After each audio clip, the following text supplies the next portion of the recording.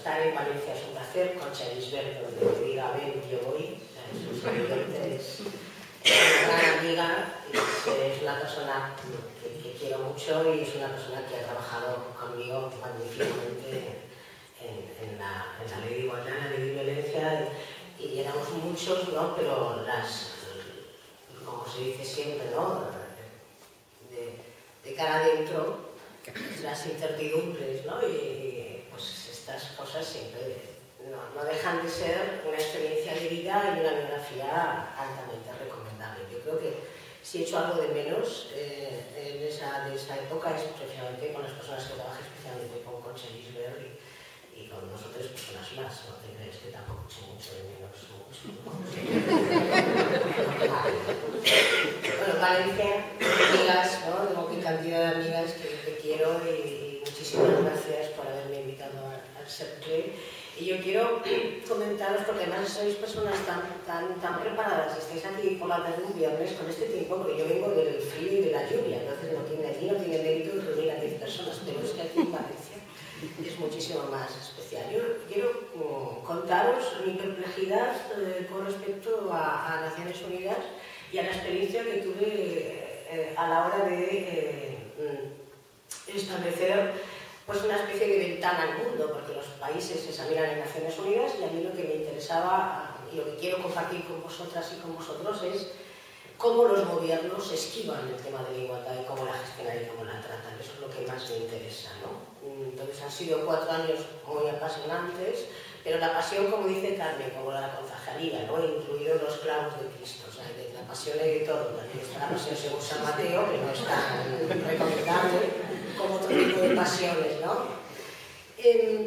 Bien, voy a plantearlo así para que me interesa mucho vuestra opinión y vuestro coloquio, porque creo que estamos ante unas condiciones que son muy parecidas en todos los países y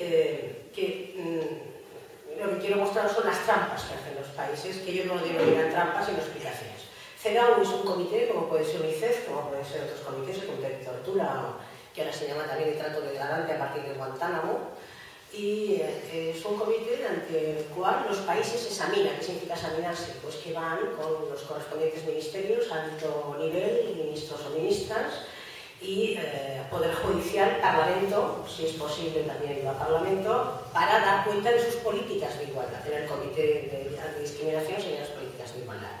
Quienes examinan todos los países del mundo, solamente no ratifican Naciones Unidas 4 países, Vaticano. Es un país de 820 hombres, se supone que vírgenes, ¿no? Bueno, 820 es el penúltimo país más pequeño del mundo. Hay una isla cerca de Australia que tiene 700, ahí llenas son vírgenes. Y Sudán y Somalia. Y hay otro país que estaba en vías de ratificación, que era Siria, y que ahora con la guerra, imagino que está en una situación distinta, ¿no? Las Naciones Unidas es un organismo internacional neutral, se supone que neutral, aparentemente neutral, ahora bien, con unos enormes compromisos diplomáticos entre países, ¿no? Entonces, bien, uno de los rasgos comunes con respecto a la igualdad es que la igualdad se asimila a mujeres, da igual que sea Finlandia, Yemen, Sudáfrica, India, se asimila a mujeres. En ningún caso la igualdad es una norma básica de convivencia o una norma básica de convivencia en el ámbito privado también y en el ámbito público, sino que la igualdad es un asunto de una indicación particular que puede llevar, si hay grupos organizados o grupos de mujeres, pero no se asimila en absoluto a lo que implica calidad democrática, gobernanza, buen gobierno, para nada. En este sentido, es una situación que no hemos vencido en el sentido de poder redefinir los significados, ¿no? A mí esto me parece clave que países como Noruega estén planteando hace exactamente 2 años, en la última sesión de Naciones Unidas, que la igualdad es algo que está ya conseguido en países democráticos. Cuando de democráticos estoy hablando en función de democracia representativa, es decir, cada 4 años, no deliberativa, de debate, participación ciudadana, sino cada 4 años. Y Noruega plantea legislación neutral, o sea, lo que quiere es empezar a construir legislación neutral. Noruega, que no deja de estar en el ámbito de los países escandinavos y que pudiera ser un ejemplo, en este caso contaminante, ¿no? Muy preocupante para todos los demás. ¿Por qué neutral? La neutralidad es otro de los rasgos comunes que plantean los países. ¿En qué sentido? En el sentido de que no hace falta acciones positivas para que las mujeres participen en la vida pública. Y lo que trasciende en todo este discurso es la sospecha de que hay un trato de favor y una pervertida forma de interpretar que las mujeres quieren estar en la vida pública de manera que no responda a su medio y capacidad, sino que responda a un trato únicamente en función de una tasa concreta, ¿no? Lo que son las cuotas, un 30, un 20 o un 10%. ¿Qué ocurre? Que si esto se trata desde el punto de vista de que es un favor o de que es incluso una especie de entrada no digna, porque no está en mérito la capacidad en este sentido, lo que se sospecha es que todos los movimientos de mujeres están pidiendo algo que no corresponde con unas reglas de juego neutrales y unas reglas de juego que tendrían que ser limpias en todo caso. No sé si me sigue con esto. Claro, cuando a un país se le plantea el tema, pero quiero decir, por ejemplo, se puede dar países donde Finlandia no admite las cuotas. Finlandia, no estamos hablando de Jordania, Finlandia no admite las cuotas. La contestación del gobierno finlandés es muy ilustrativa. Pongo el gobierno finlandés porque es un gobierno que siempre hemos considerado un modelo en cuanto a las políticas de bienestar social, que sí es cierto que las tienen, ¿no? ¿Por qué no consideran los cuotas un mecanismo participativo necesario? Consideran que todos los ámbitos de la sociedad civil y la sociedad política y la sociedad pública están abiertos a hombres y mujeres, porque no hay ninguna legislación que discrimine. Y eso es cierto. No hay países que tengan discriminación, excepto países islámicos fundamentalistas. Por ejemplo, hay 59 países en el mundo que no consideran ilegal la violación dentro del matrimonio. Son 59 países en el mundo que han ratificado Naciones Unidas. Esto ya han ratificado. En ese sentido, la legislación normalmente no genera más que un aspecto, digamos, desiderativo. Es decir, hombres y mujeres podrán presentarse en listas, hombres y mujeres podrán contribuir, hombres y mujeres, sin más. Ahora bien, el por qué las mujeres no están incluidas en la vida pública, la explicación es asombrosa. Y hay tres rasgos que me parece clave, porque son explicaciones que están también en nuestro ámbito más cercano, ¿no? Uno es porque ellas no quieren, es decir, dejamos que la vida pública se convierta no en un juego de reglas de uso del tiempo, porque Carmen lo sabe muy bien, es decir, a veces las comparecencias no son lo que dices, sino cuántas horas son las que necesitas para decir lo que dices. Una comparecencia de 10 horas vale más que una de 3, una de 3 vale menos que una de 5, es decir, cómo se legisla en ese sentido la idea de que eso es una enorme reputación y una enorme solvencia. Bien, entonces se convierte en algo privado lo que es un problema público, y es las propias mujeres no desean presentarse a los ámbitos públicos, tanto en las empresas para recoger lo que sería el testigo de poder dentro de lo que sería una promoción en una escala importante, consejos de administración, pero también en mandos altos y mandos intermedios, y tampoco en la vida política. Entonces, evidentemente, el no querer, entonces ese no querer gradual depende de la categoría de cada país en el sentido de renta y de bienestar social y, por supuesto, dentro del marco de desarrollo. Es decir, esa es una atribución, la atribución de no, el campo está abierto, pero ellas no quieren. La segunda justificación es la tradición. La tradición es un enorme comodín que explica desde la no participación política hasta la ablación de clítoris. Ahora con el tema de la justicia universal es verdaderamente grave que no se pueda perseguir fuera de una frontera porque se resultaba un mecanismo inhibidor el hecho de que los padres tuvieran que dar cuentas en el caso de que tuvieras una niña que hubiera tenido este tipo de problema, ¿no? Y en la contestación de los países, en este sentido, los que hacen ablación de clítoris, por ejemplo, lo que hacen es tecnificar la respuesta. Es decir, no es un problema de que las mujeres y no los niños, sino que las mujeres tengan mutilada su capacidad de desear.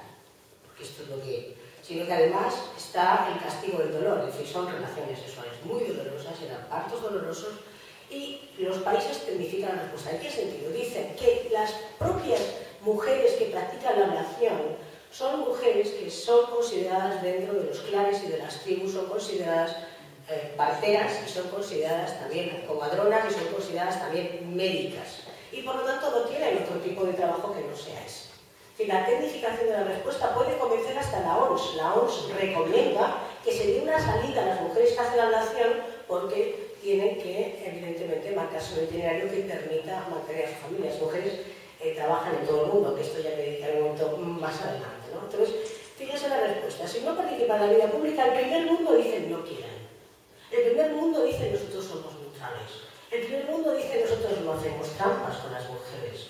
Porque la mujer que vale llega. Es decir, está fuera de todo discurso, lo que implica una comparación entre géneros, que a mí me parecería que sería un mecanismo importante, porque tecnificar la respuesta es neutral y el colmo de la malversación es preparar a las mujeres para que participen en la vida. Esto lo hace Holanda, lo hace Alemania,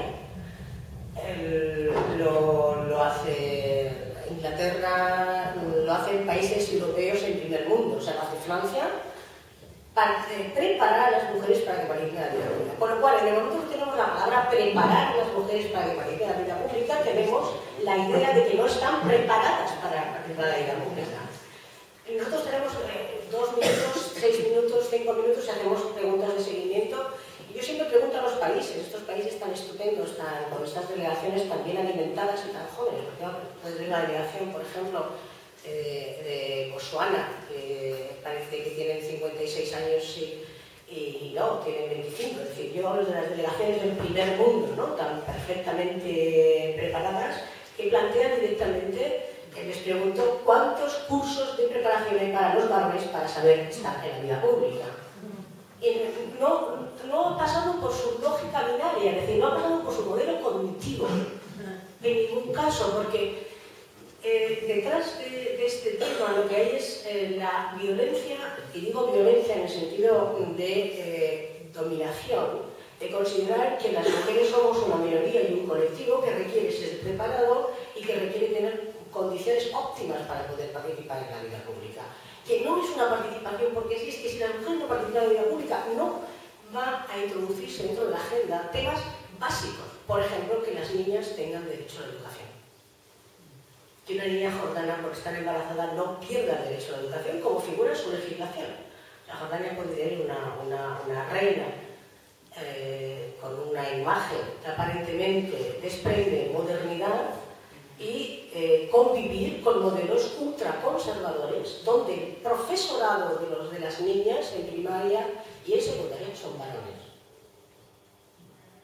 Entonces, esta forma de apartar a las mujeres de la vida pública dentro de lo que significa la neutralidad, la trampa, lo no apropiado, el no entrar por detrás, sino verdaderamente estar en una igualdad de condiciones, es permanente en Naciones Unidas. Pero si ustedes van a los datos, por ejemplo, a la Comisión Interparlamentaria, que es tecnificación de la discriminación, ¿a qué llamo yo tecnificación de la discriminación? Cuando hay discriminación hay dos formas de actuar. O impugnas, como diría Celia Morós, o contabilizas.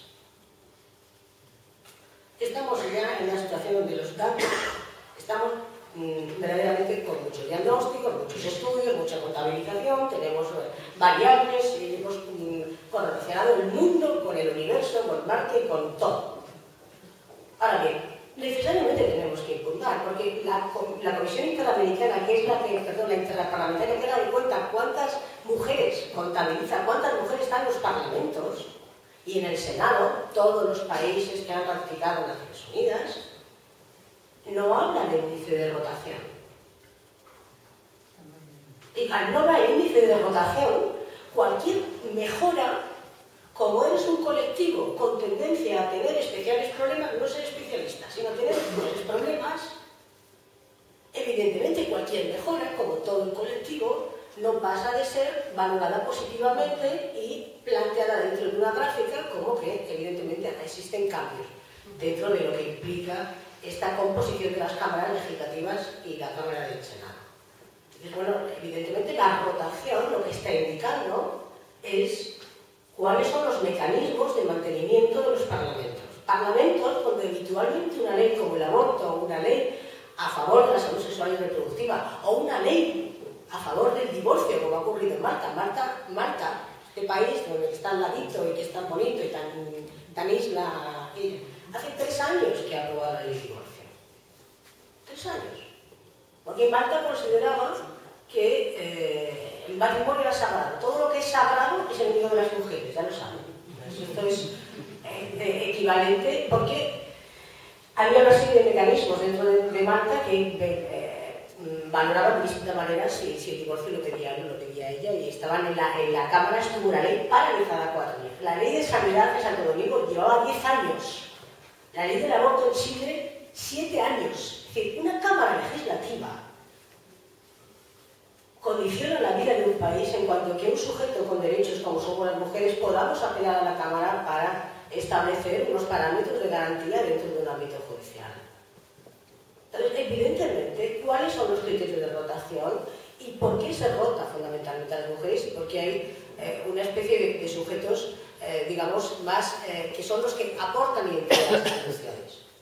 Bien, eso con respecto a lo que a mí me preocupa especialmente, ¿no? Y es cómo se puede plantear la igualdad como una especie de extravagancia. Y la igualdad como extravagancia es claramente preocupante. Porque la igualdad como extravagancia, lo que se interpreta es que el feminismo como movimiento de reivindicación supone unos cambios de tal magnitud que no tiene ningún sentido plantearlos ahora, puesto que la legislación es abierta y está abierta para todas, ¿no? Y para todos, ¿no? En este caso me preocupa muchísimo cuando se plantea que es una extravagancia como tal, porque inmediatamente se pasa a la tecnificación y se pasa a apelar a los profesionales de la tecnificación. Por ejemplo, informes de la OMS que nos llegan a nosotras como miembros de CEDAW, ¿no? Nos llegan a nosotras informes de la OMS que plantean un problema de violencia directa, como es la fístula obstétrica, cuando una niña tiene que parir y no tiene la pelvis preparada, producto de una violación. La OMS plantea la enfermedad de la fístula obstétrica y es necesario no contabilizar sin impugnar. Es decir, no, vamos a ver, vamos a cambiar el significado. No es una enfermedad, sino el resultado de una violación. Porque ninguna enfermedad se produce porque sí. Y la fístula obstétrica solamente ocurre en estos casos. ¿Cuáles son los mecanismos que los gobiernos utilizan para contribuir a que esto no suceda? Pues evidentemente otra vez está el ámbito de la tradición y de la identidad como fórmula de congelar, no implementar, no obligar, sino que se cambian las mentalidades, siempre se apela al cambio de mentalidades, al cambio de mentalidades. Claro, fíjense hasta qué punto es importante el plantear esto, que cuando hemos tenido reuniones con médicos del mundo y hemos estado con ellos cuando estaban planteando temas en los campos de refugiados, ahora hay un campo de refugiados que me acaban de enviar un informe, está en Jordania porque es con frontera con Siria, son 2.200.000 personas, es decir, es Barcelona, campo de refugiados, aunque se acaba no tiene ahora mismo luz, solo tiene alambrada, pero no tiene todavía luz, por eso está ACNUR buscando medios. En los campos de refugiados existen violaciones masivas de mujeres y niñas, violaciones permanentes. Naciones Unidas, evidentemente, la obligación de Naciones Unidas es interpelar al gobierno planteando cómo es posible que el Congo, el campo de refugiados de Congo, el campo de refugiados de Nairobi, con años de 30 o 35 años, cómo es posible que esto suceda de manera permanente y cómo es posible que médicos del mundo, en cuanto a la tecnificación de la propia tarea, no entiendan que hacer a conocer los derechos de las mujeres les va a reportar la posibilidad de eliminar el estigma que tiene que esto no es un estigma en términos de una etiqueta intelectual, digamos, que se deposita en términos lingüísticos y simbólicos, no. Es que una mujer violada es repudiada absolutamente por toda su familia. Y una niña también no va a tener ningún tipo de posibilidad de interacción porque ya va a estar marcada como tal. Entonces, en este sentido, es cómo es posible que estemos gestionando los campos de refugiados en términos de gestionar necesidades. Yo siempre, después de 4 años en Naciones Unidas, mi pregunta es, tendríamos que plantearnos, por lo menos a mí es algo que me preocupa especialmente, ¿no? ¿Gestionamos derechos o gestionamos necesidades? Si gestionamos derechos, la posición es otra. Si gestionamos necesidades, es otra posición. Nos vamos a incluir en un lenguaje técnico-administrativo, no vamos a incluir la gestión, no vamos a incluir la organización, o gestionamos derechos. Porque si gestionamos derechos, no se puede interpelar más que de manera absolutamente acuciante y urgente al gobierno para que en un campo de refugiados o se acaban las donaciones, en cuanto a condicionar donaciones a los gobiernos, como no establezca medidas de seguridad. Un campo que está vallado. Es un lugar de seguridad precisamente por ese tema, ¿no? Les pongo un ejemplo de tecnificación máxima. Haití. Nos piden informes. Saben ustedes que si no hacemos informes no somos nadie. Entonces, informes. Los informes son cortos, eso sí. Todos los países trabajan con informes muy fáciles de visualizar, de extrapolar. No son largos, son muy concretos, dificultades, con quién cuentas para solventarlos. Haití. Cuando se examina Haití tiene en la legislación que las niñas y los niños pueden trabajar en el ámbito doméstico con 8 años y con 10 años. Nosotros advertimos como comité que una niña y un niño pueden estar evidentemente en riesgo dentro del ámbito doméstico porque pueden establecerse relaciones de abusos sexuales. El gobierno no ha establecido ningún tipo de medida, pero el gobierno presenta lo que presentan todos los gobiernos como su cara más positiva, que es la sensibilización. Y la sensibilización es otro comodín. Es un excelente comodín, porque la sensibilización son campañas. Cuando hay campañas, porque hay sitios que no hay campañas, por ejemplo como aquí, ¿no? Pero en España no hay campañas contra la violencia. Pero digamos que la sensibilización es un excelente comodín en la medida que el gobierno no toca ningún agente que pueda estar en ese momento interesado en que se plantee el tráfico de niñas, de mujeres, interesado en que se plantee una serie de condiciones, y en cambio queda en una situación bastante más confortable de cara a poderse examinar en el foro internacional. De la sensibilización son partidarios todos los países, absolutamente todos, no de las medidas concretas. Por lo tanto, si administramos necesidades, estaremos con la sensibilización, con los cursos de estereotipos, con los talleres de autoestima. Si planteamos derechos, estamos planteando cuántas acciones, cuántos detenidos, cuántas condenas, por cuántos años, con qué sentencias, qué ha hecho el fiscal, qué ha hecho la fiscal. En Haití, cuando existe, que es una catástrofe natural, no es una catástrofe conflicto ni posconflicto, las mujeres empiezan a recoger alimentos y empiezan a recoger agua potable, lo que quedaba de recipientes de agua potable. Empiezan a administrar los alimentos que encuentran, empiezan a seleccionar ropa que encuentran. Paralelamente llegan todas las organizaciones internacionales, no coordinadas. Por eso se ha generado una agencia de coordinación para catástrofes naturales, no los conflictos. Los conflictos es otro tema. Ahí entra el mercado de armas y ahí es otro tema. Pero para catástrofes naturales estamos, digamos, en unas condiciones de mayor premura para fijar una agencia. Se generan los primeros grupos de distribución de alimentos. Bueno, un corredor humanitario tarda 2 meses, un corredor de una petrolera como Shell en Brasil tarda 2 semanas. Y es selva. Es bastante más fácil en ese sentido pensar que hay un dinero detrás que puede proteger. Bien, las mujeres no forman parte de los comités de reparto de alimentos, las mujeres no forman parte de los comités de reparto de distribución de medicinas, de reparto. En absoluto. Las mujeres informan a los que forman parte de ese comité, tengan cuidado con los coyotes. Los coyotes son aquellos que en catástrofes naturales o en movimientos de desplazados se llevan a los niños y a las niñas, se los llevan, los secuestran directamente. Porque una cosa que no está regulada o en que todavía queda una regulación extraordinaria es el tráfico de órganos. Y la pregunta no es la pregunta es ¿qué pasa en el primer mundo cuando te llega un órgano donde tú no tienes los protocolos necesarios para visualizar su origen? Hay preguntas que no se hacen. Hay preguntas necesariamente que tenemos que hacer si estamos trabajando los derechos y los derechos desde el punto de vista feminista, evidentemente. Las mujeres están, esto que decía Sheila Benjamí del otro concreto, pues el otro concreto es que el niño esté en un sitio protegido y con un tejado, que no llegue nadie, en ningún caso que salte una barrera que pueda acoger a ese niño. Es decir, las mujeres están permanentemente, hasta las desplazadas de Ruanda, 2 millones de desplazados en Ruanda el año 99. Las mujeres estaban pendientes de que no se llevaran a los niños. Dejaban a los niños con alguien occidental del Cuerpo de Naciones Unidas, para que no se llevaran a los niños. Pues estas mujeres se conocen, las mujeres de las FARC, las mujeres de Colombia, las desplazadas de Colombia, querían estar en las mesas de la verdad, de la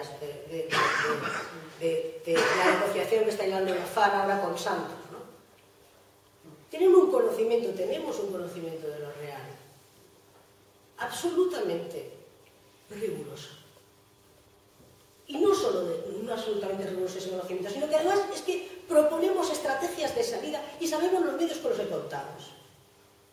Por lo tanto, es evidente que el apartar a las mujeres no deja de ser un acto absolutamente de violencia. ¿En qué sentido? En el sentido de colocar, como siempre, una situación de gestión donde los principales cabezas de las ONG son varones, y los principales cabezas médicos del mundo son varones, y los principales cabezas son varones, ¿no? Pero bien, perfecto, pero tendremos que contar con la población civil para que nos diga, bueno, pues el problema de Haití, que tuvo después, cuando pidió ayuda a Naciones Unidas, es que el propio gobierno, como las mujeres no eran titulares de la tierra, las mujeres no podían volver a su tierra a reiniciar una actividad porque eran titulares de la tierra.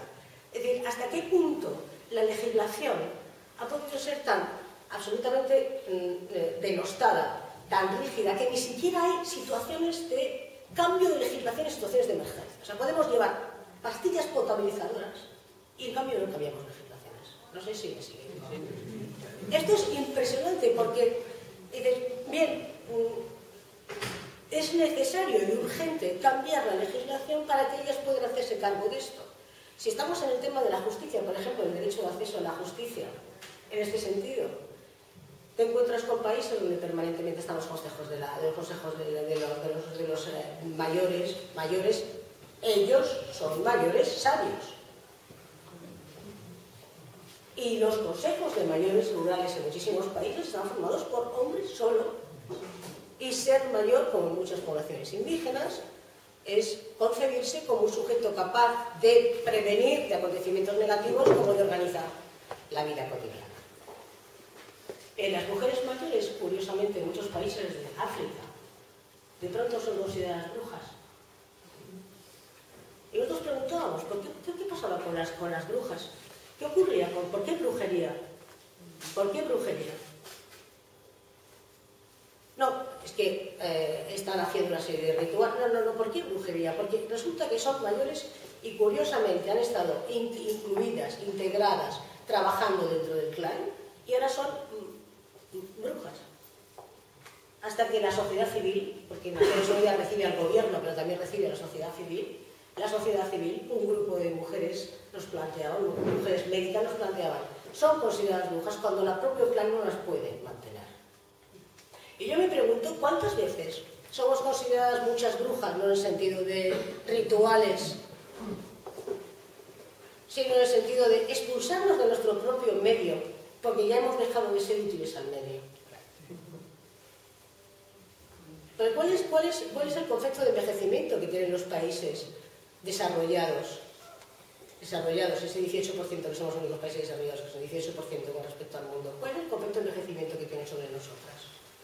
¿Cuál es el concepto de envejecimiento en el sentido de envejecimiento que va a estar también medicalizado, un envejecimiento que va a estar tecnificado o va a ser un envejecimiento emancipador, ¿no? Como quiero que voy a centrarme en otra cosa nada más, porque quiero que hablemos. Es escandaloso el tema del multiculturalismo, escandaloso y peligroso. Naciones Unidas siempre preguntamos cuándo va a ser la próxima conferencia de Pekín. Entonces estamos Pekín más 1, más 10, más 20, más 25.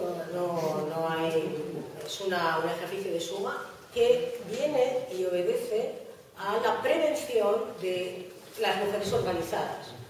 Y mujeres organizadas con un discurso sólido y un discurso que evidentemente tiene que ver con la propia experiencia vital y con la propia experiencia como colectivo de hacer de la vindicación feminista un estatus democrático y un test democrático de lo que es un país. El multiculturalismo está siendo absolutamente peligroso y los países lo mantienen de diferente manera. Yo me fijaba tanto en el nuestro como en otros, ¿no? Fundamentalmente se basa siempre en recoger lo que considera cada uno como un aspecto multicultural y considerarlo un aspecto al margen de lo que suponen las relaciones políticas y las relaciones públicas y las relaciones de poder entre hombres y mujeres. Entonces, por ejemplo, con el tema del velo se considera una prenda de vestir. Sin más. Aquí en España se considera una prenda de vestir. Y como tal prenda de vestir se ha hablado de la historia. Es decir, nosotros tenemos nuestras mantillas, nuestros velos, nuestras pañoletas. Y como tal prenda de vestir se ha considerado que hay otras prendas. Y por lo tanto no son dignas tampoco de tener que ser denostadas. Y la tolerancia con respecto al velo es inversamente proporcional al tamaño del velo. Y cuanto más nos cubramos, menos tolerantes somos, en el sentido de que un grupo de sujetos que puedan visualizar cuál es el efecto del velo, pues evidentemente ante el burka todo el mundo se sitúa en contra. Pero fundamentalmente porque seguridad introdujo una variable y es no solamente quiero ser visto, es que necesito verte y vigilarte por las cámaras de seguridad, porque si no el burka está perfectamente admitido. El hecho de que en el año 72 Afganistán las niñas fueron al colegio tranquilamente y que después Malala ha sido un icono, la educación es absolutamente peligrosa en el sentido de que la educación es el primer espacio que te permite acceder a tus derechos. Entonces, el velo se considera una prenda de vestir, pero a continuación, considerar una prenda de vestir se puede considerar también un aspecto religioso. Con lo cual, si es un aspecto religioso, entramos en el terrible pantano de las preferencias. Y el pantano de las preferencias es que yo prefiero ponerme velo, yo prefiero no ponerme velo. Las mujeres musulmanas, las jóvenes musulmanas, cuando venían a Naciones Unidas nos decían: si lo llevo no puedo ir a la discoteca, si lo llevo no puedo salir, si lo llevo no puedo hacer cosas, ¿no? Y evidentemente en nuestra España hicimos un ranking de derechos, ¿no? Yo me acuerdo que Gabilondo dijo: es que no podemos anteponer derechos. Los derechos no son ranking, no admiten ranking, ni admiten negociación, ni los titulares de los derechos pueden manejar los derechos y colocarlos a su gusto. Yo tengo derechos, como todas las personas aquí presentes, y como las personas que no saben que tienen derechos también los tienen, y por lo tanto los derechos no se gestionan en función de las necesidades. Ahora estamos en la época en que los derechos son pecado en nuestro país. Pero, evidentemente, los derechos como tales no admiten ranking. Y es importante hablar de la lógica de los derechos también en este sentido. Decir a las mujeres musulmanas y a los ministros de los países árabes: si las mujeres llevan todos los símbolos y se hacen cargo de todos los símbolos del grupo, ¿por qué no mandan dentro del grupo, ¿no? Pero sobre todo detrás del velo está el pudor. Y una prohibición que tienen todos los países, la mayoría de los países, si no fuera por el movimiento feminista, y es que el cuerpo no te pertenece. Hay intérpretes de lo que tienes que hacer con tu cuerpo, de lo que tiene que desear tu cuerpo y con quién tiene que estar tu cuerpo. Eso es, en suma, las formas de esquivar que tienen los estados. Gracias.